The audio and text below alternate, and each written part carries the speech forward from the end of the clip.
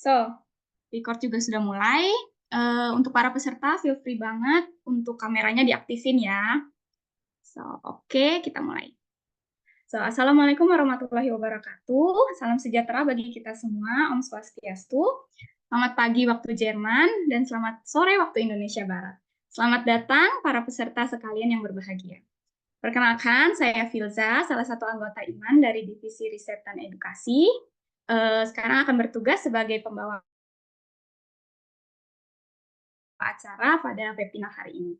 Nah, webinar kita hari ini akan mengusung tema peluang emas memulai karir di Jerman. Nah, sebelum kita mulai acaranya, marilah kita mulai hari ini dengan membaca doa terlebih dahulu. Doa menurut kepercayaan masing-masing dimulai.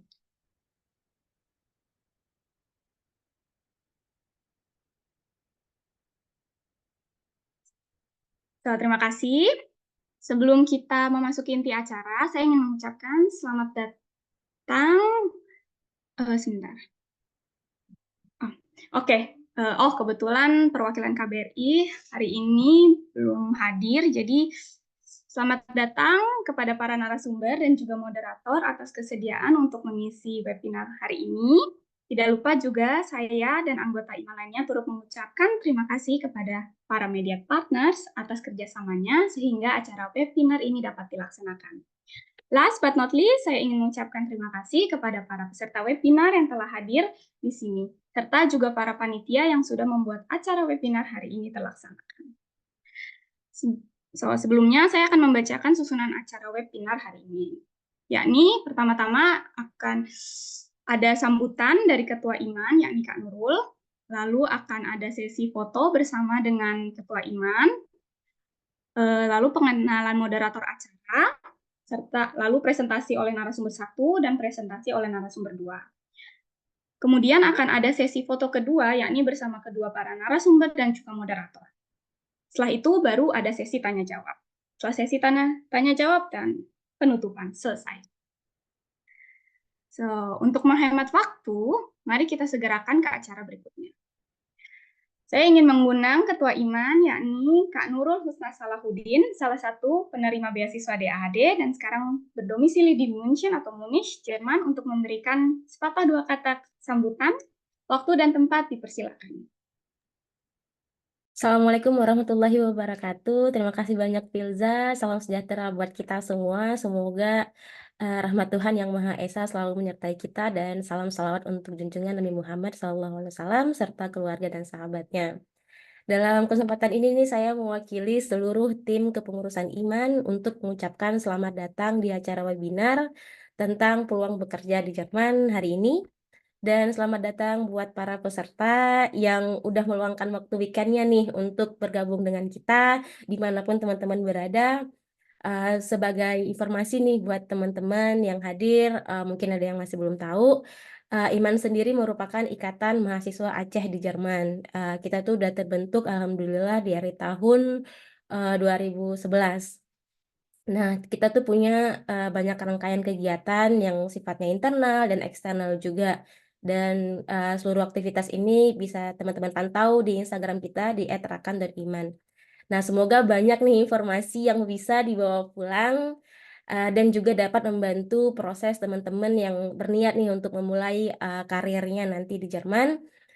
Petik sebanyak-banyaknya informasi yang dibutuhkan karena kita tuh udah menghadirkan 2 narasumber spesial yaitu ada Bang Jilal Yusha dan Bang Gajian Gafar Amna.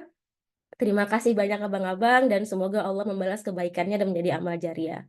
Tentunya kita tuh juga senang sekali karena webinar hari ini tuh di backup penuh dan habis-habisan oleh PPI Franken yang saat ini tuh lagi dipimpin oleh Bang Bagas. Selamat datang Bang Bagas, juga ada Kak Femi, Kak Gloria, dan seluruh tim PPI Franken yang ikut berhadir hari ini.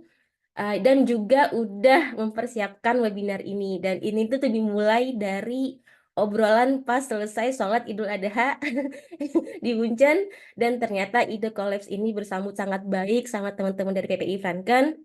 Dan kita udah sempat bolak-balik Zoom meeting di sela kesibukannya. Jadi terima kasih banyak. Juga antusiasme nih peserta webinar yang mendaftar itu lebih daripada yang tertargetkan. dan tentunya tidak terlepas dari dukungan oleh media partners kita, ada Office of International Affairs dari Universitas Syah Kuala di Aceh, Ersa Win Araniri di Aceh, Sekolah Fatih Putra dan Putri di Aceh, PPI Jerman, PPI Stuttgart, dan PPI Berlin. Terima kasih banyak. Dan tanpa berlama-lama nih, saya handover kembali ke Filza sebagai MC supaya kita bisa segera mungkin nih memulai sesi seru dengan Kak Gloria dan dua narasumber kita. Dan kurang dan lebih nih dari acara ini, kami memohon maaf sebesar-besarnya dan enjoy di webinar. Assalamualaikum warahmatullahi wabarakatuh. Waalaikumsalam warahmatullahi wabarakatuh. Terima kasih sekali lagi Kak Nurul atas sambutannya. Oke, kembali diingatkan ya untuk para peserta, jangan lupa untuk mengisi absensi yang ada di link terlampir yang ada di chat Zoom, karena untuk kebutuhan sertifikat dan pendataan internal. Terima kasih. Oke, tanpa berlama lagi, mari kita lanjutkan sebelum kita lanjutkan acara inti, kita akan ada sesi foto bersama terlebih dahulu. Jadi dimohon untuk para peserta untuk mengaktifkan kameranya masing-masing. Mana nih para peserta yang cantik-cantik dan ganteng-ganteng pastinya dong. Oke, oke. Yuk, yang belum diaktifkan silakan diaktifkan kameranya. Foto ini nantinya akan di screenshot oleh Zoom operator kami, Anitiara. Jadi mohon untuk semuanya kameranya diaktifkan ya.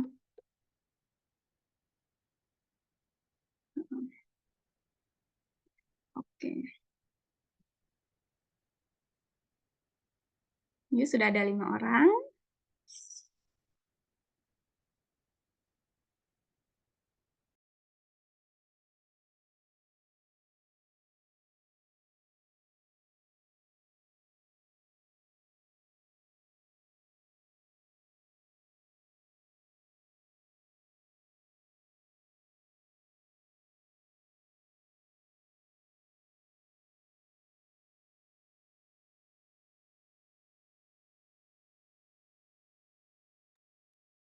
Yang lainnya pada kemana nih?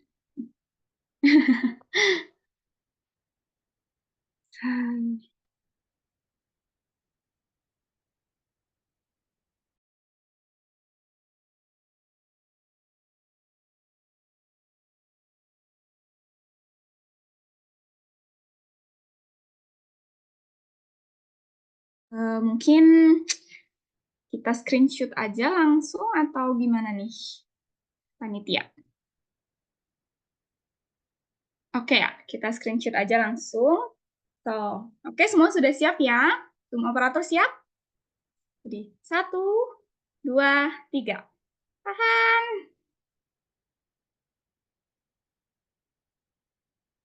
Oke? Oke, siap. Terima kasih semuanya. Selanjutnya saya akan mengenalkan moderator acara webinar hari ini, yakni Gloria Gazela, salah satu student Indonesia yang sedang berkuliah di Jerman. Singkat tentang Gloria, Gloria ini adalah bachelor student jurusan Business and Engineering di Technische Hochschule Würzburg-Schweinfurt. Sekarang Gloria juga sedang melakukan praktikum atau magang di IT Operation and Manufacturing di Bosch Rexroth. Gloria ini juga menjabat sebagai Wakil Ketua PPI Franken tahun 2023 sampai 2024, serta juga menjabat sebagai staf Departemen Pengembangan Diri dan Karir PPI Jerman 2023 sampai 2024. Setelah ini acara akan diambil oleh Gloria, moderator kita. Untuk waktu dan tempat dipersilakan. Oke, terima kasih Kak Filsa atas kata sambutannya. Halo semuanya, perkenalkan nama saya Gloria, selaku moderator untuk acara webinar kita hari ini. Seperti yang sudah disebutkan oleh Kak Filsa, saya masih menempuh studi saya, S1 saya, dan juga saya sedang magang di salah satu perusahaan di Jerman. Jujur, dari pengalaman saya bekerja di Jerman, saya mendapatkan banyak sekali pengalaman dan juga skill-skill baru, bukan hanya hard skills, tapi juga soft skills Jadi kalau misal teman-teman ingin mendapatkan pengalaman yang sama dan juga udah nggak sabar nih, ingin tahu gimana caranya supaya bisa kerja di Jerman, semoga dari webinar ini kita bisa sama-sama belajar ya. Oke, so tanpa menunggu lama lagi, kita akan masuk ke sesi selanjutnya, yaitu presentasi dari kedua narasumber kami, Jilal Yusya, yang biasa dipanggil Bang Jilal, dan juga Gazian Gafar Amna, yang biasa dipanggil sebagai Bang Ajim.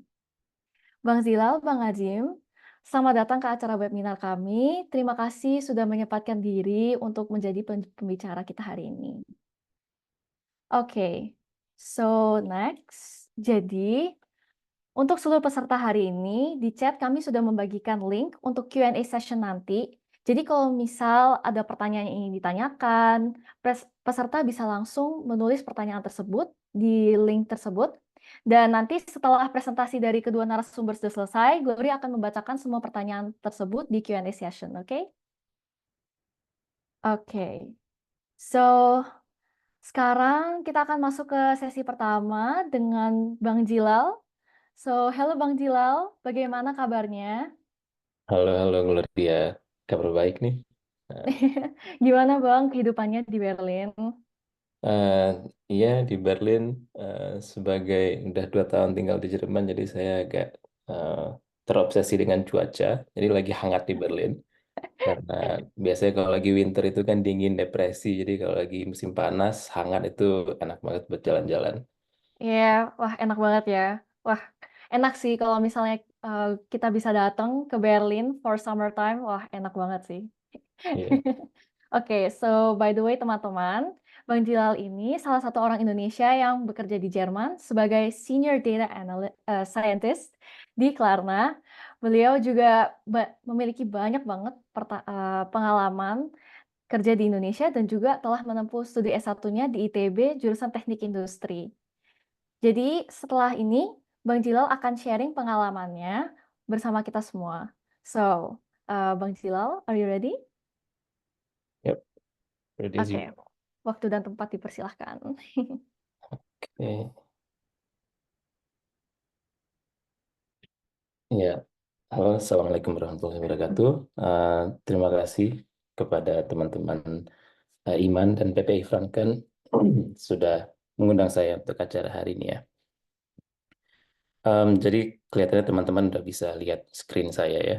Jadi ya hari ini saya mau sharing aja perjalanan saya untuk sampai kerja di Jerman, terus selama udah kerja di Jerman gimana kira-kira kesannya kan. Yang mau saya tekankan di awal adalah yang saya ceritakan ini spesifik untuk konteks saya, cerita saya, uh, dan saya uh, ingin memberikan semangat kepada teman-teman yang ikut hari ini kalau menceritakan kalau ternyata bisa loh kalau kita dari Indonesia itu pindah ke Jerman terus kerja di sini. Tapi teman-teman pastinya harus mencari lagi tambahan informasi sendiri spesifik untuk bidang pekerjaan atau bidang industri yang teman-teman geluti, gitu kan. Jadi langsung masuk aja. Jadi lagi saya ulang lagi sedikit. Tadi Gloria sudah memperkenalkan sedikit. Jadi dulu saya S1-nya di Teknik Industri ITB, terus kemudian saya bekerja di beberapa tempat, di Databot, di Kradivo, dan di Klarna.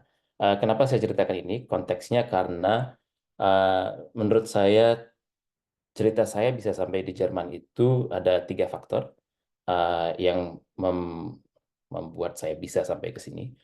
Pertama itu pengalaman kerja di Indonesia, terus kedua pendidikan, karena untuk mendapatkan visa itu biasanya minimal S1, terus yang ketiga itu ada sedikit keberuntungan. Jadi saya jelasin masing-masing poin itu. Jadi poin pertama masalah pengalaman kerja.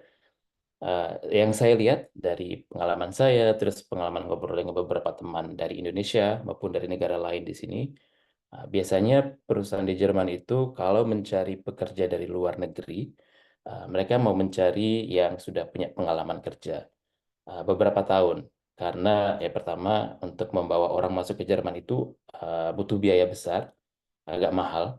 Jadi mereka mau pasti mencari orang yang sudah bisa langsung berkontribusi untuk perusahaannya gitu kan. Itu pertama. Terus kedua, masalah pendidikan untuk visa untuk bekerja di Jerman atau di Eropa pada umumnya biasanya minimal S1. Ada negara yang membutuhkan S1 dan S2. Dan satu hal lagi yang juga kadang-kadang penting itu adalah bidang pekerjaannya atau jenis pendidikannya. Karena terkadang jenis pendidikan harus berkorelasi dengan jenis pekerjaan yang akan dilakukan di Jerman. Jadi hal-hal seperti itu harus teman-teman cari tahu sendiri, spesifik untuk industri kalian sendiri. Terus yang ketiga, keberuntungan. Kenapa saya bilang keberuntungan? Karena waktu itu saya daftar kerja itu tahun 2021, lagi COVID, dan banyak perusahaan teknologi yang sedang gencar-gencarnya membuka lowongan kerja. Jadi buat saya itu timingnya tepat, terus mungkin juga dengan perusahaannya. Bukan berarti saat ini nggak ada lowongan, nggak gitu. Sekarang juga tetap banyak lowongan, tapi mungkin nggak sebanyak dulu ya. Jadi teman-teman tetap bisa harus berusaha untuk mendaftarkan dan mungkin ke lebih banyak perusahaan sampai dapat interview dan proses-prosesnya berikutnya. Oke, bidang pekerjaan, saya tukang coding, pukul-pukul keyboard tiap hari kerjaannya. Ya kalau spesifiknya data scientist di industri financial technology gitu kan. Kenapa ini relevan? Karena jadi saya ceritakan sedikit pengalaman kerja saya dan kenapa itu relevan untuk pekerjaan saya untuk dapat kerja di Jerman kan. Jadi pengalaman kerja saya itu sejauh ini mungkin udah sekitar 6 tahun, 4 tahunnya di Indonesia, dan dari 4 tahun itu beberapa tahun di mungkin 2,5 sampai 3 tahun di bidang financial technology. Jadi waktu saya berpengalaman atau kerja di Indonesia, saya dapat banyak pengalaman di Kredivo. Jadi saya kerja di Kredivo itu 2 tahun. Dan di situ saya banyak belajar tentang ya risk analysis, risk prediction, dan hal-hal lain spesifik untuk pekerjaan saya. Jadi bidang pengetahuan saya itu sudah relatif dalam di bidang spesifiknya. Dan karena saya sudah punya pengalaman di situ, makanya waktu itu saya daftar ke banyak perusahaan di Eropa. Mungkin ada hampir 100 tempat bekerja kan. Dan dari 100 tempat itu yang dapat interview mungkin cuman ada beberapa 4 atau 5 tempat aja yang interview, dan pada akhirnya yang ditawari pekerjaan hanya 1. Jadi itu funnel-nya panjang gitu kan. Dan menurut saya setelah saya analisis kenapa di Klarna akhirnya yang mungkin cocok sama mereka, karena ya Klarna itu bidang industrinya financial technology sama seperti Kredivo waktu saya kerja di Indonesia. Jadi relevan gitu kan. Pengalaman saya relevan untuk mereka. Jadi saya rasa hal-hal seperti ini yang harus diperhatikan. Nah, itu pengalaman spesifik saya. Kalau setelah saya ngobrol dengan teman-teman di sini, baik dari Indonesia, ada teman-teman yang dulu kerja di beberapa perusahaan teknologi Indonesia, sekarang sudah pindah ke Eropa, mereka menceritakan kurang lebih sama. Pengalaman yang mereka dapatkan di Indonesia itu langsung bisa digunakan di perusahaan yang mereka kerja di Jerman. Jadi silakan teman-teman mencari tahu tambahan sendiri spesifik untuk bidang pekerjaan dan industri yang teman-teman kerja.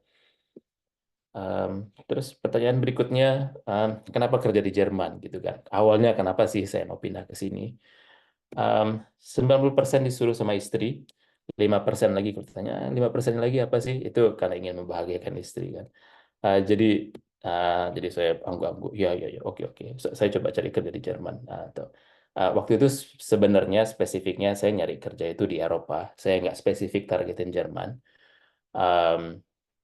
Kenapa? Karena kebetulan saya waktu itu sedang berada di Eropa. Istri saya sedang S2 di Belgia, terus saya ikut menemani. Terus setelah kita tinggal mungkin sekitar 6 bulan, kita pikir, wah enak juga ya tinggal di Eropa. Ada kelebihan-kelebihannya yang ya kayaknya enak lah kalau kita hidup sebentar di Eropa, lihat gimana. Ya udah, jadi karena udah gitu saya dapat titah dari istri, bercandaannya. Terus ya udah saya cari kerja lah jadinya. Tapi selain itu mungkin ada hal lain gitu kan. Uh, yang jelas menurut saya itu gaji yang saya dapatkan di Eropa dibanding di Indonesia lebih tinggi. Jadi itu hal yang sangat positif. Jadi tabungan saya bisa meningkat. Terus kedua, saya rasa di Eropa ini, sewaktu saya tinggal di Eropa, saya lihat kelihatannya work-life balance, keseimbangan antara kerja dengan kehidupan sehari-hari itu uh, cukup seimbang. Uh, jadi gimana ya, nggak terlalu capek. Karena waktu saya kerja di Indonesia, di Jakarta, itu saya rasa saya lumayan capek kerjanya. Kerja sampai jam 9 malam, sampai jam 10 malam, uh, Senin sampai Jumat. Dan itu mungkin baru 4 tahun, terus rasanya udah lelah gitu kan. Jadi waktu saya lihat orang-orang di Eropa yang kerjanya mungkin lebih ringan, lebih efektif, ya saya juga pengen nyoba gitu, gimana rasanya kalau kerja dengan cara kayak seperti itu kan. Um, Mungkin ini bisa menjadi motivasi yang sama dengan teman-teman, mungkin enggak. Silakan teman-teman juga cari tahu banyak cerita orang-orang di Quora, di forum-forum online yang menceritakan kisah mereka kerja di Jerman atau di Eropa. Oke, berikutnya yang penting, gimana pengalaman mengurus visa setelah dapat kerjaan terus ngurus visa kan? Ya kurang lebih kayak si adik ini, awalnya serang girang, terus waktu ngurus visa wajah mulai takut karena emang uh, ngurus visa buat saya sebagai pekerja itu butuh waktu dan usaha.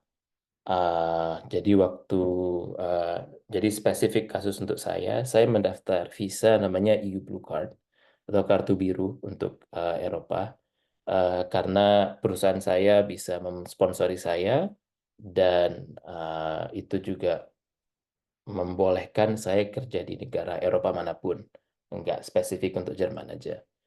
Um, tapi yang saya mau tekankan di sini adalah uh, jenis visa itu banyak, macam-macam.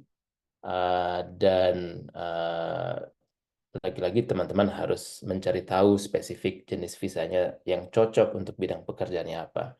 Yang akan saya ceritakan sekarang spesifik visa saya. Jadi visa saya itu dia membutuhkan biaya, maksudnya minimal gaji untuk bisa daftar EU Blue Card. Ada batasan minimal gaji untuk daftar itu. Dan bidang kerjaan saya juga mempermudah mendaftarkan untuk EU Blue Card karena saya kerja di bidang informasi teknologi. Jumlah pekerja IT di Jerman itu kekurangan sekarang, masih, dan ke depan akan terus kekurangan. Jadi pemerintah Jermannya memberikan insentif untuk memudahkan pekerja IT datang dari luar Jerman ke Jerman untuk kerja di Jerman, gitu kan. Jadi itu hal spesifik bidang pekerjaan saya, terus perusahaan yang menerima saya sebagai karyawan. Jadi hal-hal seperti itu kan. Kemudian waktu itu saya daftar visa itu sekaligus ingin membawa istri saya ke Jerman kan. Nggak maulah saya tinggal sendiri di Jerman kan, kesepian nanti. Um, jadi untuk ngurus itu juga uh, birokrasinya banyak. Jadi Jerman ini terkenal dengan negara birokrasi banyak. Uh, jadi saya harus mempersiapkan dokumen agak banyak kan. Dan di Indonesia juga birokrasinya banyak. Jadi kayak seperti ada surat yang saya harus legalisir di empat atau 5 kementerian untuk membuktikan kalau surat-surat yang saya bawa itu sah atau asli gitu kan. Tapi saya rasa apalagi waktu itu saya daftarnya waktu sedang COVID, jadi semuanya lebih lambat. Jadi waktu itu proses saya daftar visa kurang lebih 6-7 bulan baru dapat visanya. Tapi mungkin sekarang udah jauh lebih cepat ya, karena dulu karena lagi COVID, jadi visa office-nya itu cuma buka satu loket. Sekarang mungkin udah jauh lebih banyak, udah jauh lebih cepat. Um, Nah, saya ceritakan gini bukan mau mengurungkan niat teman-teman, Tapi saya cuma mau menceritakan kalau butuh mungkin kesiapan mental dan persiapan yang baik untuk bisa dapat visa. Dan kalau diikuti langkah-langkahnya, itu pasti bisa. Karena saya juga ngomong dengan beberapa teman lain kan yang datang ke sini, semuanya kurang lebih pengalamannya sama, harus berjuang lah intinya. Berjuang, tapi kalau berjuang, insya Allah bisa dapat. Oke, dan terakhir saya mau menceritakan budaya kerja di Jerman, sepengalaman saya sejauh ini ya. Em, Pertama, ya standar tepat waktu. Orang Jerman sangat tepat waktu. Kalau telat beberapa menit aja, em, ya Anda bisa antara mungkin kena marah atau diomelin gitu kan. Dan ini tepat waktu nggak cuma memulai sesuatu, tapi mengakhiri juga. Saya pernah beberapa kali meeting dengan rekan kerja di kantor, terus meetingnya kelamaan nih, dari harusnya selesai jam 12, selesainya jam 12 lewat 5, masuk ke jam waktu makan siang. Itu manajer saya langsung meminta maaf kepada seluruh peserta. Maaf ya, kita kelewatan 5 menit, harusnya teman-teman udah istirahat. Jadi mungkin itu hal yang spesifik. Terus kerja hanya di jam kantor, kayak sini tutup kantor, lempar laptop keluar dari jendela kalau udah selesai kan.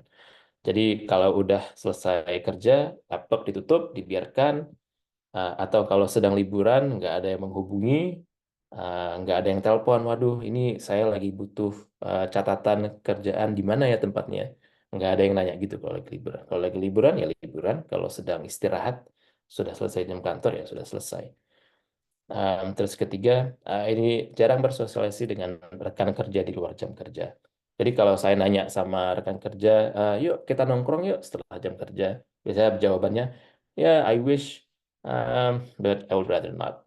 Jadi kayak mereka itu biasanya punya apa ya, teman-teman main yang berbeda dengan teman-teman kerja. Jadi teman-teman kerja nggak dijadikan teman-teman main gitu kan. Jadi ya selama di sini ya saya harus cari teman-teman lain untuk nongkrong, untuk ya, jalan-jalan atau untuk melakukan kegiatan lain. Ya biasanya dengan teman-teman dari Indonesia dengan yang banyaknya hadir di sini. Um, Terus yang terakhir itu ya mungkin sama kayak di Indonesia, kerja sama tim penting kan. Jadi kecenderungannya yang saya rasakan itu orang Eropa itu atau di Jerman spesifiknya ingin mendengarkan pendapat rekan kerjanya dan kita harus memiliki pendapat gitu kan. Nggak bisa nggak menyuarakan pendapat. Karena mereka ingin berusaha merangkul pendapat-pendapat yang ada di situ kan. Eh, dan mungkin itu bahkan misalnya manajer saya yang dia nggak ingin memerintahkan saya untuk bekerja kayak "Ayo, kamu harus mengerjakan ini," tapi dia konteksnya lebih ke dialog. Jadi kita mau ada proyek ini, kira-kira menurut kamu gimana cara kita kerjainnya, langkah-langkahnya apa aja, terus nanti saya bisa menyetujui langkah-langkahnya dengan manajer saya gitu kan. Jadi saya rasa ini beberapa hal yang bisa saya bagikan dengan teman-teman. Saya harap yang saya bagikan hari ini cukup membuka cakrawala mungkin atau membuka pikiran teman-teman kalau kesempatan itu ada dan jika teman-teman ingin berusaha, saya rasa bisa untuk sampai ke Jerman. Tapi ya catat tadi ada beberapa syarat-syarat yang mungkin akan jauh lebih memudahkan teman-teman untuk bisa dapat kerjaan di Jerman. Jadi itu aja sepintas sharing saya. Saya semoga bermanfaat untuk teman-teman semua. Terima kasih. Oke, thank you so much Bang Jilal atas sharingnya dan juga wawasannya. So, gimana teman-teman? Masih pada semangat nggak? So, oke, next kita akan masuk ke sesi berikutnya dari Bang Ajim. So, halo Bang Ajim, bagaimana kabarnya? Baik, alhamdulillah. Gloria gimana? Ya, baik juga. Bang Ajim sama Bang Jilal ini sama-sama di Berlin ya? Iya, kita sama-sama di Berlin. Ya, gimana nih perspektifnya Bang Ajim buat kehidupan di Berlin? Berlin, alhamdulillah sih sejauh ini betah aja. Saya kebetulan udah 10 tahun dari dulu awal datang ke sini, dari 2014 di Berlin. Wah, udah lama banget ya. Jadi udah integrate ke culture-nya di Berlin artinya. Oke. Ya, begitulah. Mhm. Oke, jadi teman-teman, Bang Ajim ini sedang menempuh studi S2-nya di Berliner Hochschule für Technik di jurusan Informasi dan Telekomunikasi. Beliau juga sedang bekerja sebagai work student atau dengan kata lain working student sebagai assistant research di bidang fiber optic di HHI Fraunhofer Institute Berlin. So, oke, kita langsung masuk ke sesi presentasinya ya Bang Ajim. Bang Ajim udah Ya, siap? siap. Oke. Siap.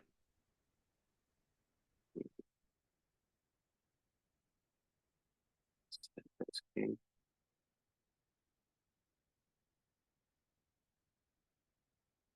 Bisa kelihatan semua? Ya, kelihatan. Oke. Halo semua, sebelumnya terima kasih yang udah datang. Bismillahirrahmanirrahim. Assalamualaikum warahmatullahi wabarakatuh.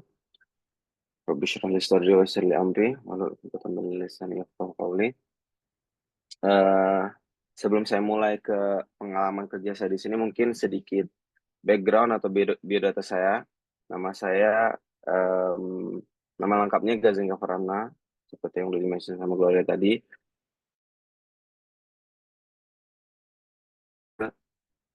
Dan saya lahir di Banda Aceh 95. Umur 1 tahun pindah ke Lok ini untuk teman-teman yang nggak tinggal di Aceh. Banda Aceh sama Lok itu petanya ada cukup jauh. Dan saya stay di Lok itu sampai kelas 6 SD. Setelah kelas 6 SD tahun 2006 itu bapak saya kebetulan dapat kerjaan di Qatar, di kota Al-Khor tepatnya, dan kita semua pindah ke sana. Sampai sekarang alhamdulillah beliau masih domisili di sana. Dan saya juga sempat ngerasain SMP 3 tahun di sekolah internasional di Al-Khor. AKIS namanya. Nah, setelah 3 tahun SMP di sana, saya kembali lagi ke Indonesia untuk SMA di pesantren As-Salam lebih tepatnya. Nah, As-Salam ini cukup bersejarah ya. Lokasinya di Solo, Jawa Tengah. Mungkin udah ada yang pernah dengar. Saya alumni tahun 2013. Dan kenapa As-Salam ini cukup bersejarah untuk saya? Karena tanpa dulu kayaknya dikirim ke As-Salam, saya nggak pernah tahu ada kesempatan untuk kuliah dan lanjut kerja di Jerman ini. Jadi dulu ceritanya waktu di As-Salam mendekati kelulusan, ada salah satu agen yang datang untuk berpromosi biar bisa berkuliah di Jerman. Salah satu yang bikin menarik kuliah di Jerman itu karena biayanya paling murah se-Eropa, bisa dibilang gratis lah. Tapi memang benar begitu, saya dari dulu cuman bayar sekitar 300 euro untuk per semester ya, uang semester. Yang itu pun dijadikan, uang 300 euro dijadikan untuk biaya transportasi gitu, jadi semester tiket. Jadi kita dapat kartu student yang bisa dipakai untuk transportasi umum. Bisa naik bus, bisa naik tram, dan kereta di sini, di antar kotanya. Nah, dulu saya dapat informasi dari agen yang namanya Prime untuk ke Jerman. Cuman akhirnya setelah saya berkonsultasi sama orang tua gimana nih kuliah di Jerman lewat agen Prime, mereka bersedia untuk menyediakan les bahasanya langsung di pesantren, karena kan waktu di pesantren nggak boleh keluar-keluar. Jadi harus guru lesnya yang datang. Dan sisanya juga diurus sama mereka, visanya segala macam. Tapi pada akhirnya orang tua saya berkeputusan gimana kalau kita ngurus visa aja sendiri, segala macam sendiri, melalui embassy Jerman di Qatar gitu. Instead of embassy Jerman di Indonesia yang mungkin rame gitu ya, penuh, banyak yang pingin ke Jerman, orang dari Indonesia. Gimana kalau di Qatar yang penduduknya lebih dikit, otomatis yang di embasinya ngurusnya juga lebih sedikit gitu. Dan ya akhirnya setelah lulus SMA saya setelah dapat ijazah, proses menunggu sampai visa jadi itu sekitar 6 bulan lah, ada 6 bulan lebih sampai saya kira bisa tahun 2014 awal Januari itu bisa terbang ke Jerman. Setelah itu awal-awal di Jerman itu saya harus oh ya, saya harus les bahasa dulu. Jadi setahu saya perbedaan antara berangkat dari Indonesia dan dari Qatar waktu itu ya di tahun 2014, waktu dari Indonesia, dari persyaratan embasinya itu udah bilang minimal sertifikat bahasa B1 baru bisa dikeluarkan visa untuk berangkat ke Jerman gitu. Sedangkan di Qatar nggak kayak gitu, karena masih sedikit banget yang ke Jerman. Mereka ngebolehin orang yang belum ada basic bahasa Jerman sama sekali pun untuk dapat visa dan terbang ke Jerman untuk les bahasa. Jadi saya mulai dari A1 sampai B2, ya bisa dibilang kurang lebih 1 tahun itu prosesnya. Setelah itu persiapan Aufnahmeprüfung alias ujian masuk student college. Jadi bagi yang nggak tahu, student college itu di sini ibaratnya kayak penyetaraan. Kita sekolah lagi SMA, mengulang pelajaran-pelajaran SMA kayak kimia, fisika, matematika, itu tuh semua dalam bahasa Jerman. Dan itu berjalan selama 1 tahun. Nah, untuk tes masuknya ini, cuman yang dites itu matematika sama bahasa Jerman. Cuman 2 aja ya. Cuman yang bikin susah emang persaingannya yang cukup internasional, jadi ya seleksinya juga cukup ketat. Waktu itu saya sempat tes di 5 kota ya. Kaiserslautern, Greifswald, Halle, Berlin, dan Wismar. Dan alhamdulillah keterima semuanya, dan saya ujung-ujungnya memilih untuk stay di Berlin sampai sekarang.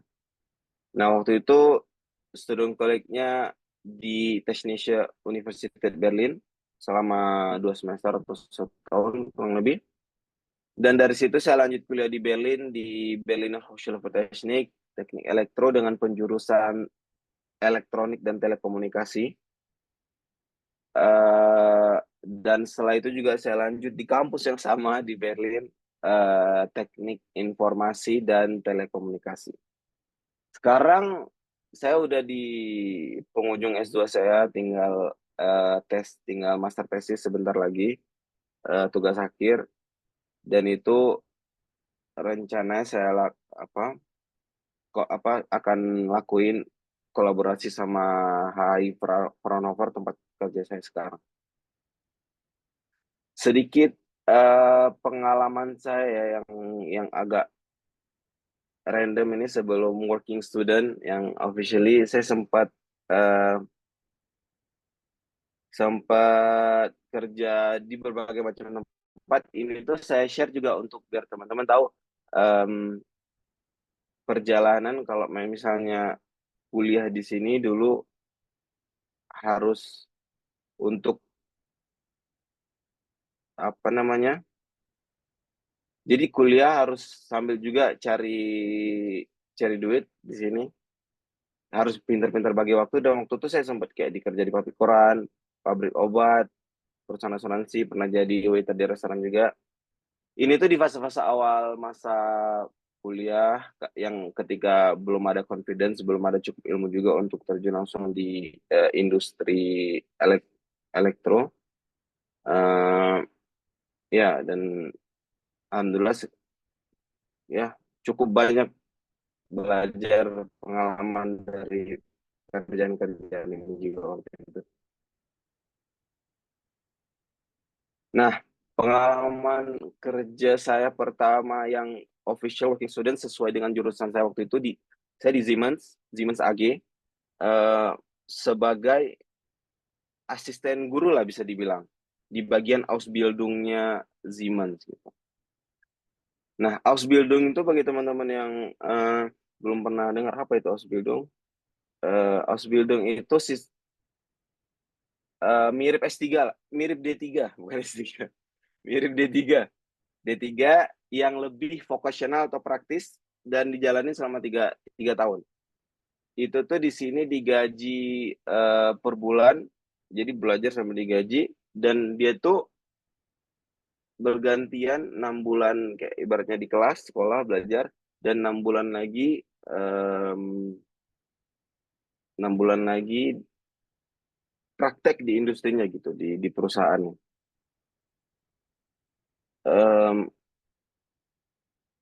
Jadi Ausbildung itu beda sama universitas karena memang sistem edukasi di Jerman sama di Indonesia itu agak berbeda ya. Jadi kalau di Indonesia kan semua yang lulus SMA bisa ibaratnya masuk universitas gitu, tapi kalau di sini nggak semua. Jadi ketika SMA dan tanda kutip mereka ada bercabang-cabang dan nggak semua cabang SMA itu mereka bisa masuk universitas gitu. Ausbildung. Ada yang cuman bisa masuk level Ausbildung doang. Nah, mohon maaf ini saya ambil cas sebentar ya. Ternyata lowbat dan saya nggak sadar. Bentar.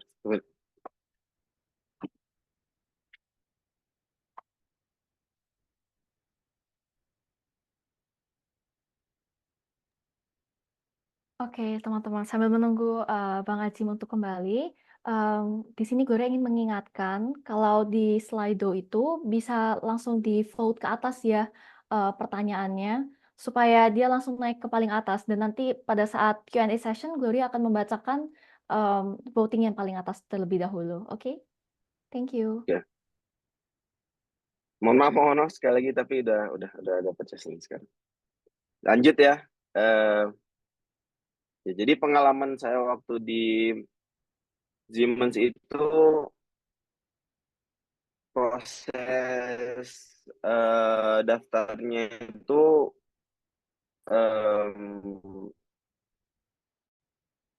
cukup normal ya. Saya daftar ke beberapa perusahaan, cuman uniknya waktu itu saya perusahaan elektronik gitu. Saya dan satunya ini perusahaan Siemens yang fokusnya lebih ke edukasi gitu. Awalnya saya nggak ada kepikiran pingin ke bagian edukasi, tapi alhamdulillah yang keterimanya malah yang Siemens yang bagian edukasi gitu. Ujung-ujungnya saya ambil juga kenapa? Karena saya pikir kenapa nggak, kan ini lebih ke apa? Kayak sekolah gitu ya. Jadi lebih jadi asisten guru dan ada otomatis proses ngajar mengajar. Kenapa nggak saya ambil aja belajar dan mengulangi pelajaran-pelajaran yang dulu saya pernah pelajari di semester awal gitu. Waktu proses interview juga alhamdulillah belajaran lancar ya, karena juga memang sesuai kriteria. Kan Ausbildung ini mereka jurusannya teknik elektro dan saya kuliah jurusan teknik elektro. Jadi memang udah klop banget. Job desk-nya ya seperti saya bilang tadi, lebih banyak kayak bantu-bantu guru dalam mempersiapkan bahan-bahan mereka, proyek-proyek yang mereka ingin kerjain di kelas gitu. Dan otomatis juga saya ikut-ikut bantu ketika di kelas bareng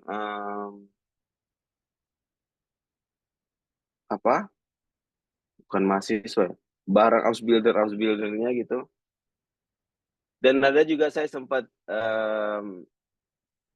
ngajar kelas tambahan untuk murid-murid yang mungkin nilainya agak ketinggalan. Yang agak di note juga ini, ketika di Siemens ini saya full bahasa Jerman kerjanya. Itu tadi job desk-nya. Dan untuk lingkungan kerja dan koleganya, karena full bahasa Jerman dan rata-rata 99% kolega saya orang Jerman, sebenarnya kayak agak merasa, jadi setelah setahun lebih pun saya di sana masih agak merasa menjadi orang asing gitu. Kerja di perusahaan Jerman yang isinya orang-orang Jerman ya. Karena mereka ya bisa dibilang agak jauh kurang friendly dibandingkan orang-orang Asia. Tapi ya tetap saya jalanin, mereka baik ya, cuman gimana, nggak friendly aja. Dan karena juga Ausbildung itu mereka kelasnya dimulai jam 7 pagi, jadi jam-jam karena saya ngebantuin guru-guru juga, jadi jam-jam 7, jam 8 saya biasanya udah di kantor juga itu. Jadi kurang bisa fleksibel waktunya, jadi nggak ada home office juga waktu itu selama setahun lebih. Dan karena harus ngajar juga, habis waktu selesai mereka jadi sekolahnya tuh dari jam 7 sampai jam 3 sore. 3 sore bagi murid-murid yang butuh pelajaran tambahan, nambah 1 jam lagi lah, jadi jam 4 sore gitu. Biasanya saya harus stay sampai jam 4 sore dan bahkan sampai jam 5 sore biasanya, kalau misalnya ada yang harus dipersiapin lagi untuk besok. Nah, untuk full time karir di bidang ini dan di perusahaan saya waktu itu sebenarnya bisa-bisa aja sih, dan ada 2 teman saya yang dulu juga working student, mereka lanjut jadi full time gitu. Ada satu yang namanya Chris, orang Jerman, dan satu lagi Amira, orang Mesir. Dan kurang lebih sebenarnya job desk-nya sama-sama aja gitu. Mereka akhirnya jadi guru yang full time, mereka lah yang ibaratnya nyiapin atau nentuin materi apa yang mau disampaikan untuk besok gitu. Jadi ya kurang lebih job desk-nya sama, dan cuman lebih banyak tanggung jawab aja gitu dibilang. Itu tadi pengalaman pertama saya di perusahaan Siemens. Dan yang kedua, tempat saya kerja sekarang, nama institutnya tuh HHI Fraunhofer. HHI itu untuk Heinrich Hertz Institute, itu Fraunhofer yang fokus di bidang telekomunikasi. Saya sekarang jadi research assistant di Neuromorphic Photonic Team. Ya, jadi Fraunhofer itu sedikit background. Fraunhofer itu research institute, mereka tuh dibiayain oleh pemerintah. Mereka banyak mengeluarkan research paper di berbagai macam bidang. Salah satunya ini telekomunikasi, dan di Berlin juga ada Fraunhofer ITM misalnya, atau IPK, yang masing-masing kayak IPK itu Production System and Design Technology, dan ITM itu untuk Reliability and Micro Integration. Jadi ini menarik kalau teman-teman yang ingin cari kerja di sini juga mungkin bisa cari kan Fraunhofer itu luas dan bidangnya mencakup berbagai macam jurusan kuliah gitu ya, jadi bisa dicari mana yang sesuai. Ya, dan saya di bagian fiber optiknya gitu, optical signal processing. Nah, itu salah satu lab saya, fotonya. Dan waktu itu applying proses untuk Fraunhofer ini saya nggak mendaftar secara layaknya orang normal ya gitu. Karena saya dapat kerjaan ini dari profesor di kuliahan yang kebetulan beliau pegawai Fraunhofer gitu. Jadi waktu itu di akhir ujian lisan, setelah ujian praktek ada lanjutin sama ujian lisan, tanya lagi gimana pemahamannya gitu kan, segala macam. profesor saya bilang, kamu kalau nanti mendekati tugas akhir master thesis, silakan ngubungin saya aja. eh, Siapa tahu ntar kita ada tema yang bisa kerjasama di sana. Dan apa namanya? Dan ketika saya beneran udah emang di penghujung S2 saya, tinggal tugas akhir. Waktu itu juga bahkan saya masih di Siemens, udah saya hubungin profesor saya untuk menagih janjinya lagi. Saya udah mendekati tesisnya, gimana kalau saya sekarang mulai di front over gitu, ada spotnya enggak gitu. Ya, dan alhamdulillah ada, dan dilanjutkan habis itu dengan proses layaknya pendaftaran biasa. Waktu itu juga saya interviewnya juga informal ya, Kak, sama supervisor saya sekarang, karena memang udah kenal sebelumnya juga, beliau profesor ngajar di kampus. Job desk-nya itu di awal-awal saya banyak baca-baca research paper. Di awal banyak baca research paper, karena kan sebagai research institute mereka sendiri banyak mempublish research paper yang dengan teknologi terbaru. Dan nanti juga kalau memang jadi full time assistant atau engineer di sini bakalan full time researcher atau engineer di sini bakalan otomatis harus nulis research paper sendiri gitu. Dan salah satu yang waktu itu saya geluti juga saya nge-coding ya, coding machine learning. Jadi neuromorphic itu kan ibaratnya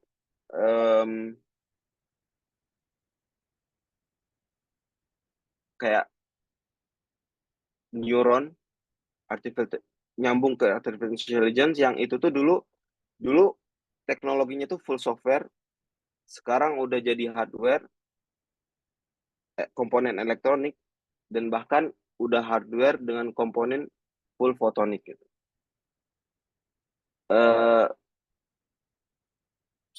Itu sekitar 5 bulan yang lalu saya banyak coding machine learning. Cuman sekarang akhir-akhir ini lebih banyak fokus di lab yang kalian lihat sekarang, dan untuk kayak ngetes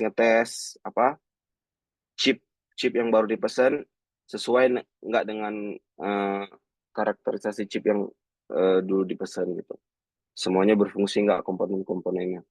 Lebih kayak gitu sih. Dan lingkungan kerja di Fraunhofer ini menurut saya jauh-jauh lebih friendly ya, karena sekali lagi ini research institute, banyak lebih internasional gitu dibandingkan dulu di Siemens. Full bahasa Inggris juga sesama kolega gitu ya. Ya, alhamdulillah jauh lebih betah sih di sini. Waktu kerjanya juga jauh lebih fleksibel karena research assistant nggak terikat sama kayak murid-murid dulu di Siemens. Jadi ibaratnya bisa datang kapanpun dan pulang kapanpun lah gitu. Tergantung hari-harinya. Dan work student itu kita kerjaannya dibatasin oleh visa cuman 20 jam per minggu. Ya, sedangkan full time itu kalau di sini 40 jam per minggu. Sama ini. Untuk yang next full time karirnya, next step-nya, ada kemungkinan di sini ada salah satu teman saya yang dulu juga kita kuliah di jurusan yang sama, di kampus yang sama. Dia work student juga di Fraunhofer, dan habis itu lanjut jadi full time researcher. Baru-baru ini, baru 2 bulan yang lalu dia mulai. Dan ya itu job desk-nya kurang lebih sama lah ya dari apa yang saya lakuin sekarang. Kalau sekarang saya memang tanggung jawabnya lebih sedikit, cuman levelnya mungkin bantu-bantu jadi kan, jadi asisten. Cuman kalau dia yang udah ibaratnya harus lebih banyak tanggung jawabnya untuk ke supervisor yang di atas. Ya mungkin itu sih dari saya mungkin. Terima kasih banyak. Ya kalau ada saya salah kata mungkin juga ada saya lupa-lupa mungkin bisa dijawab nanti di sesi tanya jawab ya. Ini kontak-kontak saya. Ada yang pertama ada email, yang kedua Instagram. Cuman jujur Instagram saya baru baru banget dibikin, dulu saya nggak main Instagram. Bisa dibilang saya lagi meniti karir Instagram. eh jadi tunggu aja debutnya kapan nggak tahu. Dan terakhir LinkedIn saya masih ya sekali-sekali buka, sekali-sekali enggak. Tapi kalau mau berkoneksi di situ ya silakan aja. Ya terima kasih, saya akan kembalikan lagi ke Gloria. Oke. Oke, terima kasih Bang Ajim buat presentasinya, buat sharing session-nya, dan juga insight-insight-nya. Jadi, dari sini kita semua bisa belajar ya, kalau misalnya selama kuliah itu juga bisa sambil kerja gitu, sebagai work student. Oke, so sesi presentasi kita udah selesai dan ya, mmm, gimana nih untuk, presentasinya bagus kan? Keren-keren kan? So, karena di sini Gloria udah ngeliat banyak banget pertanyaan yang ditulis di Slido. Wah, kita bisa masuk langsung ke Q&A session kita. Tapi sebelum itu, kita dokumentasi lagi ya sekali lagi. Jadi kita foto bersama lagi, bersama narasumber kami. Jadi untuk semua peserta dimohon untuk membuka kameranya ya. Di chat Zoom juga sudah ada, background-nya yang bisa diambil kalau misalnya background-nya mau dipakai, gitu. Oke. Turn on your cameras.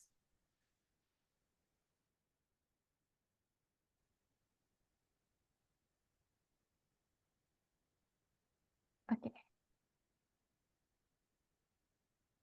Kalau misal nggak mau nyalain kamera bisa kasih reaction juga ya, kayak thumbs up atau any other emojis yang kalian bisa kasih, gitu. Oke. Udah siap?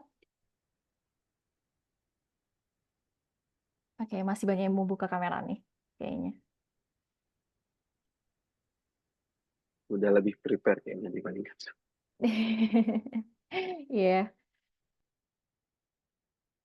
Oke, kayaknya kita mulai sekarang ya. Oke, udah siap semuanya? Dalam hitungan ketiga ya. Oke, 1, 2, 3. Tahan dulu.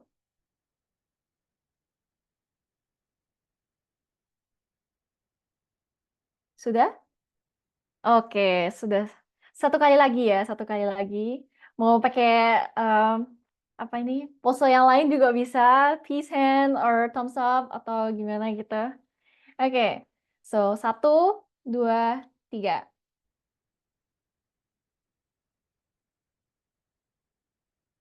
Sudah?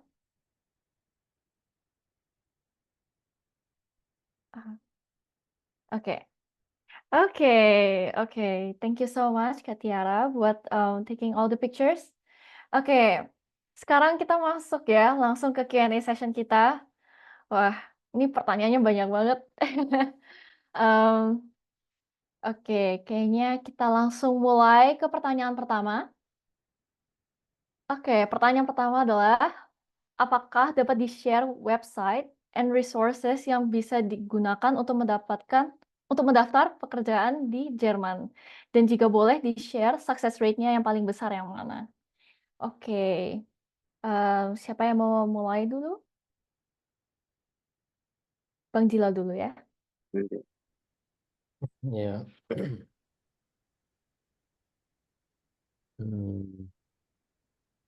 Saya rasa nggak ada satu website khusus ya. Kalau mau cari kerjaan itu Dulu saya nyarinya banyak sih sebetulnya dari berbagai macam tempat. Ya tentunya LinkedIn satu gampang kan. Semua orang mungkin tahu LinkedIn. Tapi banyak pekerja, maksudnya website kecil lain yang saya udah nggak ingat lagi, itu sudah 2 tahun yang lalu. Tapi kalau cari ya Google search saja spesifik bidang pekerjaannya apa. Misalnya software engineer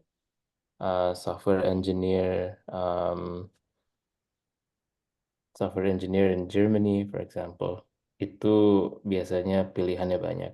Success rate saya juga nggak tahu. Cuman saya terus terang yang saya pasti bisa berbagi pengalaman itu ya, kalau ya funnelnya itu gimana ya? Jadi kayak daftarnya banyak, mungkin puluhan sampai 80, 90. Terus dari segitu mungkin yang diajak interview hanya beberapa, mungkin 3 atau 4. Terus yang diberikan tawaran pekerjaan juga biasanya hanya beberapa. Jadi ya, jadi logikanya kurang lebih kayak gitu aja. Kalau mau lebih banyak dapat interview, ya daftarnya harus lebih banyak. Jadi semakin banyak daftar ya semakin besar kemungkinan peluang untuk dapat. Itu aja. Oke, Hmm. oke. Untuk Bang Acim? Ya mungkin kayak website-website yang bisa dikunjungin kayak Stepstone atau Indeed itu saya juga nggak tahu sih di Indonesia kayaknya nggak nggak terkenal kan website kayak Stepstone, Indeed gitu. Cuman di sini itu yang paling banyak dikunjungin sih sama eh, orang-orang yang lagi nyari kerja di sini. Selain itu ya LinkedIn atau Sing. Kalau Sing kayaknya lebih go internasional. Itu sih saya waktu itu nyari di plus Google lah. Google is your best friend. Oke, oke. Di sini Gloria juga bisa nambahin karena Gloria juga sempat nyari ke tempat magang di sini. Kalau untuk Gloria sendiri, Gloria lebih sering ke job portal dari company-nya langsung ya.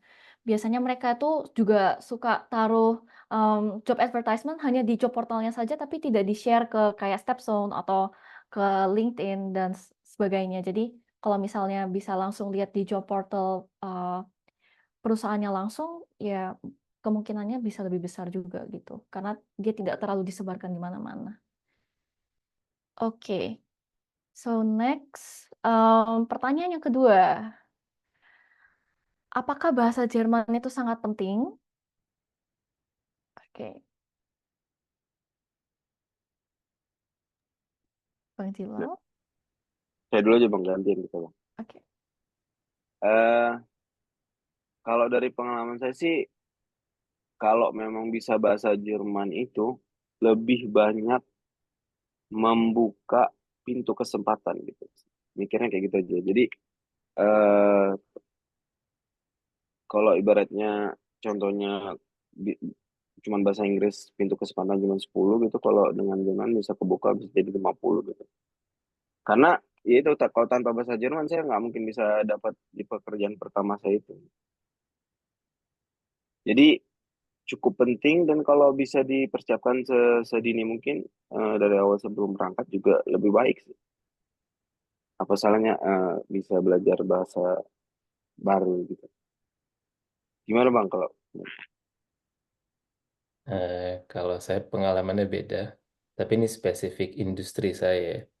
Jadi seperti perusahaan saya kerja sekarang, Klarna itu, mereka itu full bahasa Inggris, dan waktu saya daftar pun, visa yang saya daftarkan itu, Blue Card itu syaratnya nggak perlu syarat bahasa Jerman. Jadi saya bisa datang dengan modal bahasa Inggris saja. Tapi itu sangat spesifik ya. Lagi-lagi itu spesifik untuk industri tempat saya kerja. Ya, dan sejujurnya sampai sekarang juga bahasa Jerman saya ya ala kadarnya, secukupnya untuk bertahan hidup aja. Karena saya juga tinggalnya di Berlin. Berlin sangat banyak tempat itu bisa bahasa Inggris. Kalau di kota-kota lain di Jerman belum tentu. Jadi ya saya rasa kalau untuk pengalaman atau kesempatan lebih besar lebarnya, ya kayak Ajim bilang tadi, lebih baik dipelajari bahasa Jermannya. Oke, thank you so much untuk jawabannya. Oke, sekarang pertanyaan yang ketiga, ya. Apakah ada peluang kerja di bidang sosial seperti konsultansi dan sejenisnya? Sejauh ini yang saya ketahui, Jerman lebih memprioritaskan bidang IT dan engineering. Oke, Saya mau Bang jawab Gilbert dulu? duluan. Ini dari ya saya ngobrol dengan teman-teman, ada beberapa teman kantor yang partnernya itu bekerja di bidang sosial. Konsultansi saya rasa butuh bahasa Jerman sih biasanya, karena ya konsultansinya itu dengan perusahaan lokal di Jerman. Jadi Anda harus bisa berbahasa Jerman dengan klien. Em, Apalagi kalau dari luar Jerman kan. Tapi saya ada teman yang istrinya itu dulu kerja di Deloitte di Brasil, tapi dia memang posisinya sudah agak tinggi, jadi dia bisa minta transfer ke Deloitte di Jerman. Nah, tapi ya dia sampai ke Jerman, dia harus belajar bahasa Jerman. Dan terus terang itu agak sulit buat dia, karena kan ya semua percakapan bahasa Jerman, sedangkan dia nggak bisa sama sekali. Saya rasa itu butuh skill bahasa Jerman. Silakan Kak Jim. Ya, konsultasi dan sosial kayaknya memang lagi dibutuhkan juga sih, banyak memang Jerman lagi membutuhkan tenaga kerja. Cuman alasan saya juga kenapa juga ke sini ngambil engineering juga karena memang di Jerman kan terkenal dengan teknologinya. Eh, Makanya banyak yang datang ke sini juga eh, kebanyakan ngambil engineering gitu, mesin lah atau energi atau elektro. Ya, tapi mungkin karena bisa di research sendiri lagi sih, kan saya kurang-kurang tahu.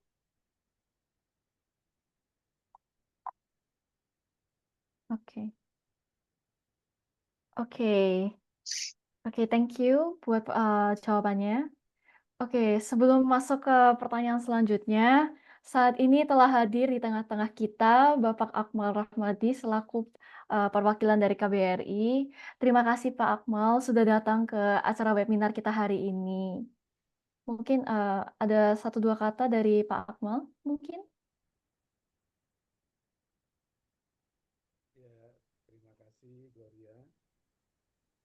Ini mohon maaf nih saya terlambat masuk karena ada sedikit hal yang ini jadi agak terlambat masuknya. Saya juga ini kurang menyimak tadi awal pembahasannya seperti apa. Saya cuma bisa meraba-raba aja dari tema yang diangkat hari ini. Barangkali kalau dari saya terkait dengan diskusi ini merupakan diskusi yang sangat bagus, apalagi mengangkat tema mengenai peluang kerja kita di Jerman. Seperti yang kita ketahui bahwa memang saat ini Jerman sedang kekurangan jumlah angkatan tenaga kerjanya. Untuk itu Jerman membuka kesempatan bagi warga asing yang memiliki skill tertentu untuk bisa bekerja di Jerman. Ini merupakan peluang bagi kita sebenarnya. Untuk itu teman-teman jangan sia-siakan kesempatan ini. Dan saya sendiri sudah beberapa kali didekati oleh pengusaha Jerman untuk membantu mereka menyediakan tenaga kerja khususnya perawat dari Indonesia. Pengusaha Jerman ini juga tidak menutup apa ya namanya istilahnya kesempatan bagi tenaga kerja di bidang lain selain dari para perawat. Tapi memang saat ini yang paling besar adalah perawat.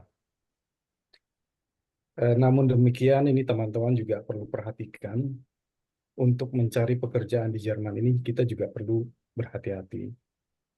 Karena ternyata ada juga teman-teman kita yang tertipu dan terjebak dalam bisnis ilegal.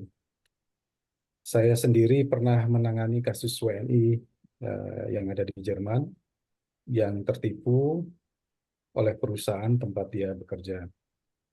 Pada awal dia bekerja seperti biasa, dia tidak merasakan ada yang aneh gitu ya. Tapi belakangan baru tahu bahwa tempat dia bekerja itu ternyata merupakan sindikat pencucian uang.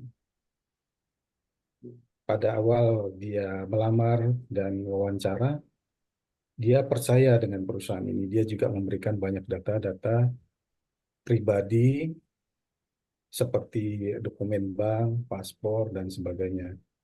Nah, belakangan hal yang janggal yang dia rasakan itu ada terjadi transaksi mencurigakan di rekeningnya, banyak uang yang keluar masuk yang bukan dia bikin. Bahkan juga uang yang ketarik dari rekening dia itu adalah transaksi belanja Amazon. Jadi atas nama orang lain, bukan dia. Nah, waktu itu teman kita ini coba konfirmasi ke perusahaan tersebut, tapi perusahaannya justru balik mengancam. Dan kemudian juga susah untuk dihubungi. Setelah itu kita laporkan ke kepolisian Jerman. Dari kepolisian Jerman justru mereka cerita ke kita bahwa kasus ini sudah banyak terjadi dan teman kita ini menjadi korban yang kesekian kalinya. Makanya kita harus waspada, hati-hati juga. Ini barangkali share dari saya bagi teman-teman yang ingin mencari kerja di Jerman karena teknologi semakin canggih, orang menipunya juga semakin canggih juga. Kalau di Indonesia mungkin tipunya masih bisa ketahuan ya karena masih tradisional. Tapi kalau di Jerman ini sudah canggih juga. Oleh karena itu barangkali ya kalau uh, uh, mungkin sebagai wacana barangkali bagus juga bagi teman-teman iman untuk membuat forum untuk berbagi informasi dan pengalaman tentang bekerja di Jerman, di mana para senior yang lebih dulu bekerja di Jerman bisa membagikan pengalamannya kepada mahasiswa-mahasiswa atau teman-teman kita dari Indonesia ingin bekerja di Jerman, supaya selain kita bisa mendapatkan kerja yang bagus, sekaligus juga bisa menghindari permasalahan terkait pekerjaan dan hubungan kita dengan perusahaan, sehingga kita tidak ada urusan dengan hukum yang ada di sini. Bahkan pada saat kasus itu, saya yang tidak punya kaitan dengan permasalahan teman kita ini terpaksa harus dicatat namanya di kepolisian untuk jadi jaminan gitu. Jadi ya itu barangkali sharing dari saya. Mudah-mudahan bisa berguna bagi teman-teman dan mohon maaf tadi masuknya terlambat. Demikian teman-teman yang bisa saya sampaikan. Terima kasih. Wassalamualaikum warahmatullahi wabarakatuh. Selanjutnya saya kembalikan ke Gloria. Ya, oke. Terima kasih ya Pak Akmal untuk masukannya. Itu informasi yang sangat penting ya untuk teman-teman semua, karena memang banyak sekali penipuan juga. Jadi mungkin rekomendasi dari Gloria, kalau misal mau daftar kerja itu harus dilihat betul-betul background company-nya gitu. Oke, sekarang kita lanjut ya ke Q&A session-nya. So, oke, pertanyaan selanjutnya. Oke, untuk persyaratan apakah yang persyaratannya paling susah? Dan lebih penting IELTS atau sertifikat German language untuk melamar pekerjaan di sana? Terima kasih.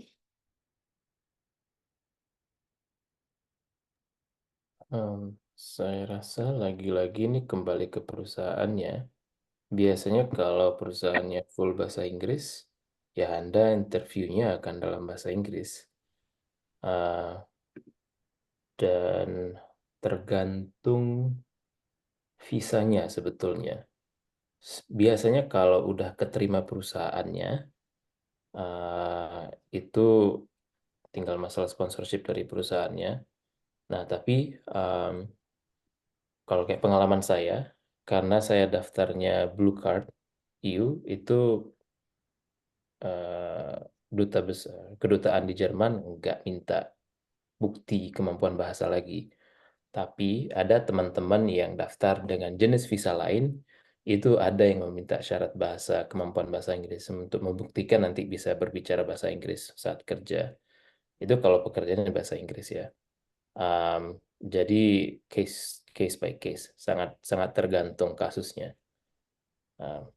Silakan pengalaman Ajim gimana? Iya sih setuju sih Bang, karena kalau saya kan waktu itu apply ke sini visa student misalnya, dan student di sini kuliah satunya rata-rata full bahasa Jerman ya, jarang banget ada yang bahasa Inggris gitu. Jadi disyaratkannya juga sertifikat minimal dulu B1 lah. Sekarang mungkin udah naik jadi B2 atau gimana, saya juga belum tahu gitu. Oke, thank you untuk jawabannya. Oke, pertanyaan selanjutnya. Ini pertanyaan bagus nih. Bagaimana dengan hak-hak pekerja di Jerman? Apakah lebih baik daripada di Indonesia? Bagaimana dengan dana pensiun, asuransi kesehatan, jaminan sosial, dan lain-lain? Wah. Hmm. Oke, Bang Jilal bisa dijawab? Ya boleh saya duluan. Ya saya rasa hak-hak pekerja ya jauh lebih, regulasinya jauh lebih banyak dibanding di Indonesia, dan hak-haknya jauh lebih banyak yang dijaminkan. Seperti mungkin hal-hal sederhana kayak hari libur. Di sini wajib hari libur 20 hari setahun, dan banyak perusahaan yang memberikan lebih dari itu. Kemudian untuk ibu hamil, dan setelah mungkin setahun setelah mempunyai anak itu ada cuti hamil untuk perempuan dan untuk laki-laki, untuk pasangan laki-laki. Pasangan laki-laki juga dapat hak cuti. Saya nggak ingat, ada beberapa levelnya. Ada bisa yang betulan ditanggung penuh, dibayar penuh, ada juga bisa diperpanjang dan dibayar mungkin sekitar 80% atau 70% dari gaji. Jadi kalau dari segi hal itu kelebihannya banyak. Kemudian kalau asuransi, mungkin itu satu hal yang harus diperhatikan ya. Asuransi persen dari gaji, ada sistem asuransi publik dan asuransi privat.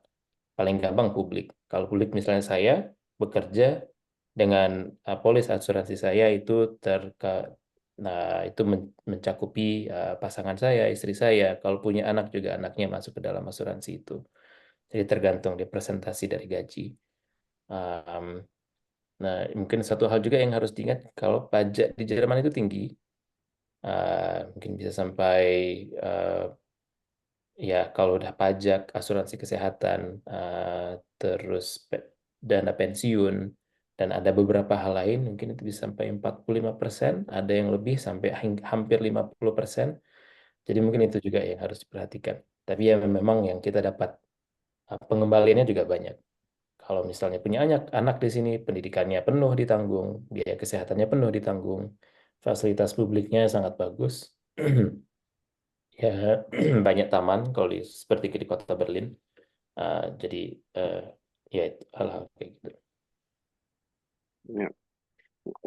Bener sih yang dikatain Mazal tadi semua. Mungkin tambahan lagi kayak dari hak-hak jam kerja aja. Mereka sangat merespek itu kan. Misalnya kayak di luar jam kerja, eh, weekend itu udah ibaratnya nggak diganggu lagi. Dan itu dari cerita-cerita yang saya dengar dari teman-teman yang pernah pengalaman kerja di Indonesia itu ya nggak seperti itu. Bahkan setelah jam kerja atau weekend pun bahkan tetap bisa dihubungin dan tuntut untuk bekerja gitu. Sehingga untuk tambahan itu tadi ya yang untuk sebagai orang tua, jadi peraturannya sih nggak salah boleh ngambil alternate side atau selama 3 tahun, cuman yang dibayar setahun gitu. Jadi 3 tahun loh, bayangin kalau jadi punya anak boleh mau fokus ke anaknya dulu 3 tahun. Ya, Cuman yang dibayar tuh setahun itu. ya, dan itu ambilnya nggak harus sekalian kan, bisa Iya, diulang, ya, bisa di putus kalau. benar. Itu sih. Kok dari kesehatan ya benar tadi ditarik langsung dari gaji, jadi nggak perlu khawatir lagi. Ya, Oke. Ya, oke. Thank you so much buat jawabannya. Oke, pertanyaan selanjutnya.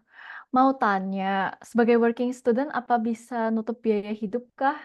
Oke, Bang Ajim. Ya, alhamdulillah sejauh ini cukup-cukup aja sih. Working student itu kan kita kerja 20 jam per minggu. Eh, untuk biaya hidup gajinya tuh di atas 1.000 juga ya. 1.000 waktu itu di Siemens sempat lebih tinggi sih waktu itu sekitar 1.500-an ya. Cuman di front everything-nya jadi 1.300-an. Eh ya alhamdulillah cukup-cukup aja sih untuk hidup di Berlin. Dengan biaya hidup kayak misalnya rumah di sini rumah lagi. Saya sewa apartemen di sini 600 700, asuransi 100, makan 200 lagi, nggak tahu 200 300. Ya, bisa lah. Oke. Bang Jilal mau nambahin sesuatu atau? Ya mungkin ya saya bukan work student di sini, jadi saya nggak bisa jawab spesifik itu. Tapi ya mungkin yang harus diperhatikan harga sewa apartemen itu rentangnya jauh ya di Jerman. Dan persaingannya sedang banyak sekarang. Jadi mungkin itu yang harus dicatat juga sama teman-teman. Kalau nyampe ke sini itu butuh waktu untuk dapat apartemen yang mungkin sesuai. Kayak cerita dari orang-orang, mungkin kalau lama tinggal di Berlin itu udah pindah apartemen beberapa kali sampai dapat apartemen yang cocok gitu kan. Ya karena supply-nya sedikit, persaingannya banyak, jadi harganya juga dan kadang-kadang dengan harga yang beda bisa dapat fasilitas sama, tapi di bagian kota yang beda. Jadi mungkin itu juga bisa dipertimbangkan. Oke. Ya, ini Gloria juga bisa nambahin. Jadi sesuai sepengalamannya Gloria, karena Gloria juga bachelor student. Jadi tergantung di kota mana gitu. Kalau misal di kota kecil, karena Schweinfurt, karena Gloria datang dari Schweinfurt, Schweinfurt itu kota yang sangat kecil. Waktu pertama kali Gloria sampai itu rent-nya itu 390 euro. Dan itu di Studentenwohnheim privat gitu. Jadi private. Dan kalau misalnya di dalam Studentenwohnheim dari universitas 300 mungkin. Dan itu masih menurut Gloria terjangkau. Tapi begitu Gloria sudah pindah untuk magang ini, karena Gloria pindah ke Stuttgart, di mana kota industri gitu, dan semua company ada di sini. Ya, rent itu sekitar 500 sampai 700 euro gitu. Dan itu perubahan yang cukup besar. Dan kalau misal seperti itu, menurut Gloria, buat student itu masih apa ya, belum terlalu bisa menutupi biaya hidup gitu. Belum lagi kalau udah ngelakuin work student sambil belajar, terus belum lagi kalau misalnya belajarnya teknik atau IT gitu, yang terkenal cukup sulit di Jerman, mungkin itu harus sacrifice yang bisa apa ya, dipikirkan lagi gitu. Kayak gimana cara ngebalance keduanya gitu. Oke. So, next pertanyaan selanjutnya. Oke, untuk membuat visa kerja ke Jerman, apakah wajib mempunyai account Jerman dengan uang sekitar 10.000 euro seperti visa studi?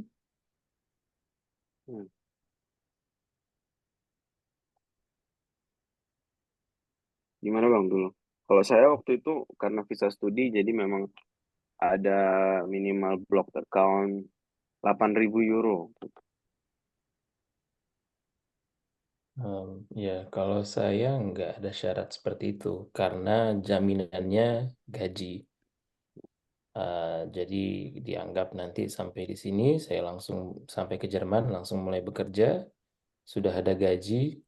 Jadi ya untuk paling enggak ya Anda harus bawa ya uang yang cukup mungkin untuk beberapa bulan awal untuk cari apartemen, untuk biaya hidup awal. Tapi kan setelah sebulan pertama itu sudah diberikan gaji, jadi udah nggak perlu ada jaminan tambahan. Dan itu juga sangat spesifik visa yang saya daftarkan lagi-lagi. Jadi teman-teman harus pastikan lagi Kalau jenis visanya seperti apa, aturannya bisa berbeda. Emang itu agak frustasi sih sebenarnya ngurusnya, cuman ya saya rasa bisa. Oke. Oke, thank you so much buat jawabannya. Oke. Satu pertanyaan lagi. Oke, sudah lulus S1 Bahasa Jerman di Indonesia, tapi ingin kerja di Jerman bidang quality improvement. Sudah ada pengalaman kerja di Indo. Apakah bisa dan ada saran?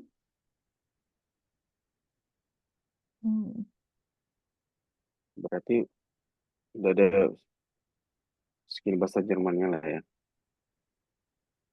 Gimana Mozilla tuh kalau yang apply dari Indonesia?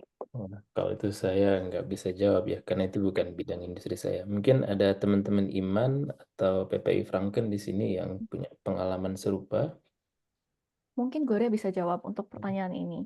Jadi di Jerman itu biasanya S1 dan S2-nya itu jurusannya harus masih di dalam satu kategori gitu. Jadi kalau S1-nya itu bahasa, terus S2, oh bentar, sorry, salah baca saya.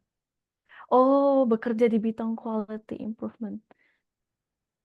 Jadi Oke, quality improvement tuh pengalaman kerjanya bukan kuliah. oke. Bukan. Oke, kalau itu Gloria, kayaknya itu semua tergantung perusahaannya nggak sih? Karena kalau misal perusahaannya melihat bahwa mereka tidak terlalu membutuhkan jurusannya, lulusan apa, tapi pengalamannya, ya perusahaan itu tetap bisa menerima begitu. Tapi di situ kayaknya semua kembali ke perusahaannya sih. Kita juga nggak bisa langsung jawab, oh ini nggak bisa, oh ini bisa gitu. Jadi dicoba saja dulu. Dan kalau memang dapat interviews atau apa kan bagus gitu. Ya. Oke. Ya. Next. Kalau untuk ambil S1 yang majornya bisnis, apakah recommended di Jerman? Soalnya biasanya yang kuliah di Jerman cenderung teknik ya. Wah, Bisnis ya.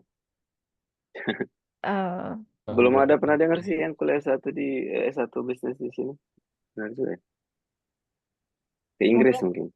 mungkin Lebih Gloria cocok. bisa jawab Iya. sedikit. Karena jurusan Gloria kan teknik industri, business and engineering gitu. Nggak cuma bisnis aja, tapi ada engineering sedikit. Tapi pada akhirnya masuknya ke manajemen sih. Bagus-bagus saja menurut Gloria.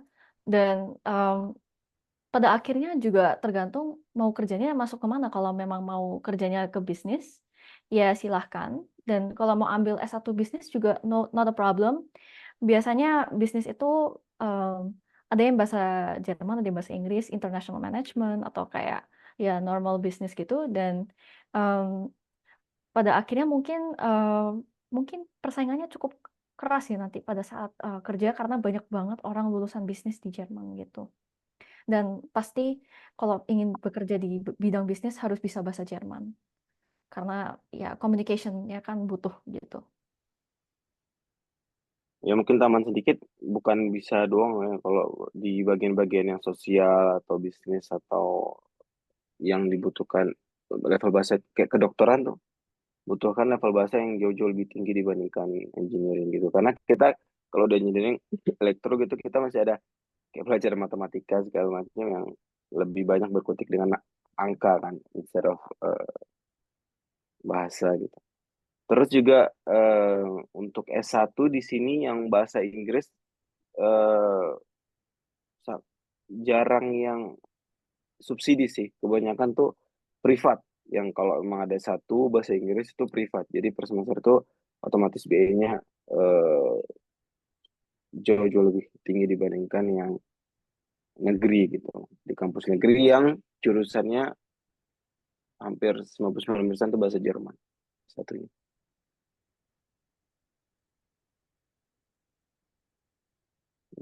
Oke. Oke, thank you so much, Bang Azim. Nah, aslinya di sini juga ada ketua PPI Franken kita yang kuliahnya BWL, bisnis gitu. Mungkin ada tambahan dari Bagas? Oke, mohon izin mau jawab sedikit gitu karena kebetulan saya kuliah S1-nya kan bisnis administrasi gitu BWL, dan sepengetahuan sekarang saya selama 4 semester gitu di sini, alhamdulillah sih untuk lowongan pekerjaan itu banyak banget gitu ya. Jadi karena setiap perusahaan kan otomatis butuh ranah bisnis juga gitu setiap bidang-bidangnya gitu. Dan maka dari itu walaupun saya tinggal di kota kecil yaitu kota Coburg namanya, tetapi ada juga beberapa perusahaan di situ dan semuanya itu pada akhirnya mereka membutuhkan ranah bisnis di mana ada yang marketing ataupun finance ataupun yang HR ataupun apa gitu. Jadi bukan berarti karena Jerman itu hanya terkenalnya itu dengan teknologi, bisnis itu nggak ada change sama sekali gitu. Bukan berarti seperti itu gitu. Dan ini juga sangat mudah sekali ya bisa dibilang ya. Kesempatannya itu sangat terbuka, sangat lebar karena BWL atau bisnis administrasi ini tuh di Jerman itu jurusannya sangat luas gitu. Dan pada akhirnya kalau kita buat apply working student kayak gitu, kayak kayak Ajim itu relatif banyak opsi gitu, kita mau ranahnya kemana gitu. Dan kayak kita juga sama Bang Ajim, saya juga alhamdulillah keterima di Fraunhofer Institute tapi yang di food gitu. Jadi karena bidangnya itu sangat luas dan kesempatan untuk bisa kerja di ranah-ranah bisnis pun sangat luas juga gitu. Jadi nggak menutup kemungkinan karena Jerman itu terkenal dengan teknologi, bisnisnya nggak kuat gitu, nggak juga gitu. Karena ekonomi Jerman juga sangat kuat juga ya kalau kita lihat di Eropa ini gitu. Jadi jantungnya Eropa.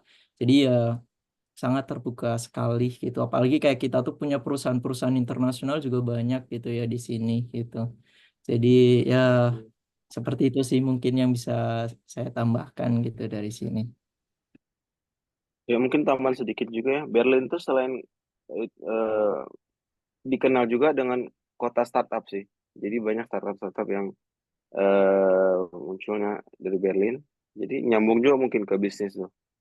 Banyak dicari. Iya, betul sekali. Dan nggak cuma Berlin kok. Kayak di kota-kota besar sih biasanya bisnis itu. Kayak Frankfurt itu lebih fokus ke international business, finance gitu kan. Terus Berlin fokusnya startup. Terus Stuttgart yang fokusnya industri yang besar kayak corporate besar. München juga corporate besar dan startup gitu. Dan rata-rata juga kota-kota besar ini ya masih banyak sekali lowongan untuk manajemen gitu. Jadi not a problem. Oke. Sekarang oke, pertanyaan terakhir ya, karena kita sudah melebihi waktu. Oke, pertanyaan terakhir. Can I have multiple side jobs in Germany considering their strict working hours policy and emphasis on work-life balance? Oke. Multiple side job. Setahu saya, jadi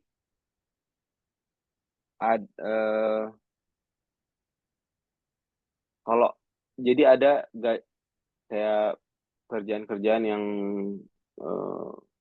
digajinya cuman misalnya dibatasin gitu jamnya dan digaji maksimal sebulan 500 euro. Kalau nggak salah itu namanya mini job gitu ya. Itu tuh boleh dilakuin sambil work student, tapi nggak tahu deh kalau full time. Coba mungkin Bang Zilal bisa jawab. Oh, nggak tahu juga tuh, nggak pernah cari tahu soalnya.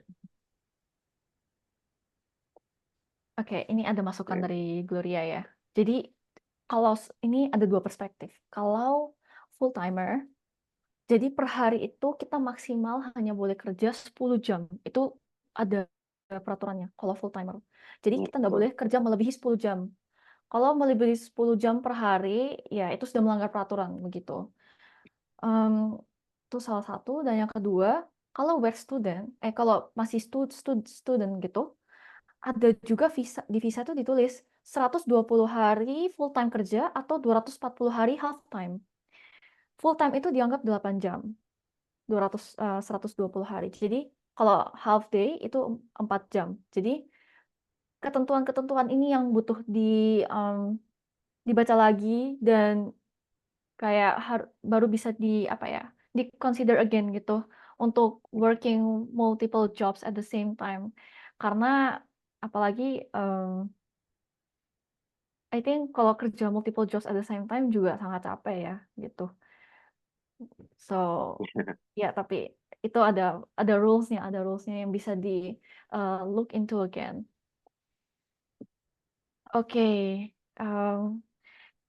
karena kita sudah di pertanyaan terakhir dan oke, Q&A session kita harus ditutup ya sekarang karena waktunya udah habis. Jadi thank you teman-teman semua. Dari webinar ini kita sudah banyak banget mendapatkan wawasan dan insights dan juga more knowledge about working in Germany. Namun jangan lupa bahwa semua ini hanya bisa terwujud jika kita memulai terlebih dahulu gitu. Jadi jangan takut, start finding the jobs, mulai mendaftar dan apa segala macam itu, dan siapa tahu pada akhirnya bisa datang ke sini, ke Jerman, dan bisa kerja di sini. Jadi terima kasih Bang Ajim dan Bang Jilal atas waktu dan sharingnya bersama kami, dan juga terima kasih atas semua antusiasme dari peserta-peserta hari ini, karena pertanyaannya banyak banget dan semua nggak bisa dijawab karena waktu. Dan mohon maaf jika ada tutur kata yang salah, dan semoga pertanyaannya sudah terjawab, dan mungkin ini bisa jadi motivasi untuk kalian semua agar bisa kerja di Jerman. Oke, so thank you everyone. Sekarang Kak Filsa bisa take over lagi ya. Oke, terima kasih banyak Gloria, Bang Zilal, dan Bang Azim atas waktunya. Alhamdulillah ya, kita sudah ada di penghujung acara. Semoga ada ilmu-ilmu baru yang bisa diambil dari webinar ini, serta semuanya termotivasi untuk bisa sampai di Jerman. Insya Allah, kami tunggu kalian semua di sini ya. So, diingatkan kembali untuk para peserta ya untuk mengisi link absensi, karena dengan mengisi link tersebut, kalian akan mendapatkan sertifikat, link recording Zoom, lalu juga akan mendapatkan presentasi dari kedua narasumber, serta foto dan juga link evaluasi yang nantinya akan dikirimkan via email masing-masing. Maka dari itu penting ya untuk mengisi link absensinya, dan juga untuk link evaluasi mohon waktunya untuk mengisi ya. Terima kasih banyak. So, untuk pertanyaan yang belum terjawab atau ada pertanyaan tambahan untuk kedua narasumber, bisa langsung kontak kedua narasumber. Untuk Bang Zilal bisa di email, yakni zilalyusya@gmail.com, dan untuk Bang Ajim bisa di email, Instagram, dan LinkedIn. So, dan kami selaku panitia acara mengucapkan terima kasih banyak kepada semuanya, narasumber, moderator, media partners. Lalu di tengah kita juga sudah ada Ketua PPI Berlin, Nicholas Justin Erlangga yang sudah hadir, serta para peserta yang telah hadir. Tidak lupa juga untuk Bapak Akmal Rahmadi, selaku perwakilan dari KBRI sudah menyempatkan datang. Terima kasih ya Pak, sekali lagi. Sekali lagi terima kasih banyak kepada para peserta yang sudah mengikuti jalannya webinar dari awal sampai akhir. Akhir kata, Assalamualaikum warahmatullahi wabarakatuh. Have a nice day and schönen Tag euch. Auf Wiedersehen. Dadah. Bye.